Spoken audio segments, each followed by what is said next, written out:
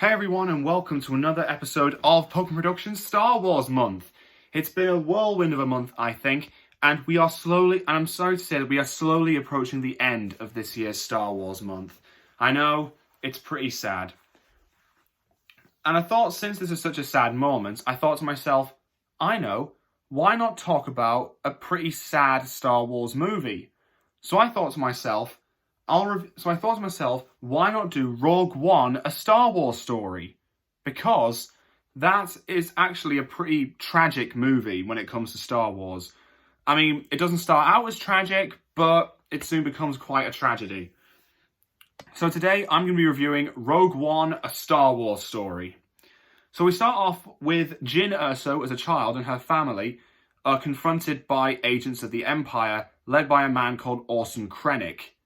It turns out Galen Erso, Jyn's father, was working on the Empire's super weapon that can destroy a whole planet known as the Death Star. And I'm sure most of you know that the Death Star is a massive, space station with enough power to destroy an entire planet, as we've seen in the original Star Wars movie. So basically, Galen is taken by the Empire to continue work. And then the Imperial Death Troopers, which are like stormtroopers clad in black armor, they start to search the planet for Jyn, who's actually hiding and is found and raised by Saw Gerrera, who actually fought in the Clone Wars a few years ago on the planet of Onderon, which was seen in Star Wars: The Clone Wars. So we moved forward a few years, and it turns out Jyn is now a prisoner in an Imperial labor camp. But she is soon enough rescued by the Rebellion, by the Rebel Alliance. Specifically by Cassian Andor, who is of course the main man of the team, and a reprogrammed Imperial security droid, K2SO, who I'm sure you guys remember from an unboxing video I did a few weeks ago. So basically, Jyn is recruited to their cause, and they're sent on loads of missions by Mon Mothma and Bail Organa, who used to serve in the Republic Senate and now serve in the Imperial Senate.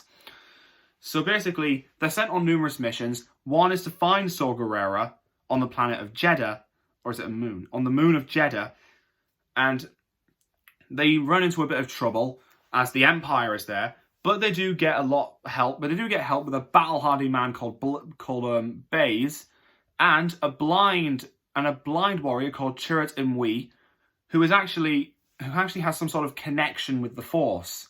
He's not a Jedi, but he can use the Force to see, which can help because he's blind. In fact, in his words, he was known for saying, "The Force is with me, and I am with the Force," which honestly makes Chirrut one of my favourite Rogue One characters. They manage to escape Jedha, and they manage to find Saw Gerrera. And it's revealed that Galen put a tiny little flaw into the Death Star, which would allow the Rebellion to destroy it.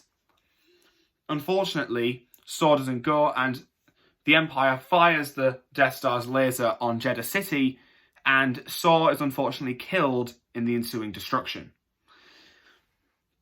Soon enough, they learn about the Death Star, and they learn about the Death Star's plans, and then they travel to the planet Eadu to find Galen Erso and get the plans from him. But unfortunately, Cassian Andor is on a mission to assassinate Galen, which is something Jyn is unaware of. However, before Cassian can do that, the Rebellion arrives at Eadu and basically attacks the Imperial mining facility, attacks the Imperial facility that they're at, and Galen is killed in the ensuing destruction.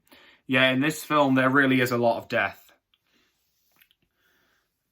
Jyn then learns that Cassian was assigned to kill him, and they soon learn that the plans are being stored at a data tower on the planet of Scipio. No, not Scipio. Not Scipio. I'm sorry, I'm really sorry. It is not Scipio. The planet Scarif. The planet Scarif is where they're holding the plans. So they launch an infiltration of the tower on Scarif, and they manage to find the plans to the Death Star, but it launches in a full-on battle, a massive battle with Imperial forces, and so Jyn, Cassian, and K2 are sent into the base to retrieve them. And while Jyn and Cassian head into the databanks to receive the plans, K2 needs to hold off Imperial forces, which he does manage to do, but sadly, he ultimately doesn't do because he is shot multiple times and killed. So, they manage to acquire the Death Star plans, and they do have a bit of a run-in with Orson Krennic, who is now Director Krennic. And so they basically head into a full-scale battle, and everything's going berserk. And Jyn is about to transmit, and reaches the top of the tower to transmit the plans to the Rebel Alliance. But then Director Krennic confronts her, but then Cassian shoots him. And he's thought to have died, but he actually survived his injuries. But he is soon killed, along with the rest of the planet, when the Empire fires the Death Star laser at the planet, destroying it. And Jyn and Cassian are basically wiped out in the explosion. And so the rest of the members of Rogue One had also died. It's quite a tragic end. And it gets even, and the final ending bit where the rebels try to deliver the plans is even more terrifying, because they are simply massacred by Darth Vader. Darth Vader storms the rebel flagship and basically slaughters all the rebels. He slaughters all the rebel troopers. It's one of the most terrifying displays of Darth Vader's power. It's just completely unbelievable. And I could not believe that it was happening. It was so intense. But they did manage to get the plans to Princess Leia Organa, and that basically sets up the events for the original Star Wars movie.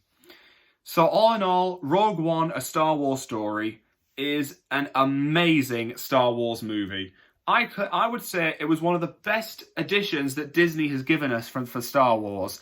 It's a fantastic movie. Fantastic. It was just incredible. It's just a shame that all the characters of Rogue One had to die, because I felt like there could be more done with them. Well, there is the fact that Cassian Andor is getting his own Disney Plus series, which I'm really looking forward to, along with Obi-Wan Kenobi, which comes out in 5 days. But still, pretty good movie nonetheless, and I highly recommend it to all of you out there who are Star Wars fans. If you want to know how the Death Star plans were stolen, if you've desperately wanted to know, then Rogue One is the movie for you. And so I just want to say thank you all for joining me on this Star Wars Month video. Join me next time on the 25th of May, where I'll be doing a very special video to commemorate the 45th anniversary of Star Wars. See you guys.